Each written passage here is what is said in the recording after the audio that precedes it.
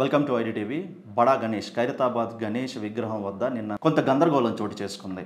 నిన్న ఉదయం ప్రకటించిన విధంగానే ఈరోజు నిమజ్జనం ఏర్పాట్లను సందర్భంగా నిన్న గురువారం రాత్రి 12 గంటల వరకే దర్శనానికి అలౌ చేశారు. అయితే దూరం నుంచి వచ్చిన భక్తులు మాత్రం కొంచెం ఆలస్యంగా రావడంతో 12 తర్వాత క్యూలో నుంచోవడంతో వారిని పోలీసులు అలౌ చేయకపోవడంతో ఆగ్రహానికి గురయ్యారన్నమాట. పోలీసులతో వాగ్వాదానికి దిగడంతో అక్కడ ఒక పెద్ద చర్చకు దారితీసింది. దూరం నుండి వచ్చాము, గణనాథుడిని దూరం నుంచి చూసుకొని వెళ్తాము, వదలండి అన్నా కూడా వినకపోవడంతో పోలీసులకి భక్తులకి మధ్య పెద్ద ఎత్తున అక్కడ కొంచెం గొడవ, అలాగే రసాబసగా మారిన పరిస్థితి. కమిటీ సభ్యులు వచ్చి నచ్చ చెప్పినప్పటికీ కూడా ఫలితం లేకపోవడంతో కొంచెం గందరగోళానికి గురైంది.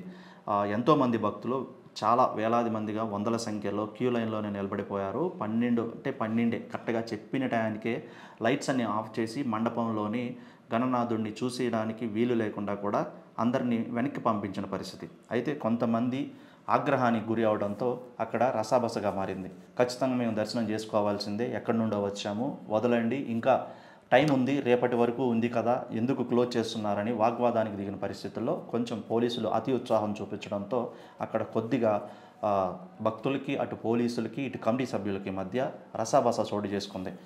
కొంత సమయానికి సద్దుమనినప్పటికీ కూడా ఖైరతాబాద్ వినాయక కమిటీ ఖైరతాబాద్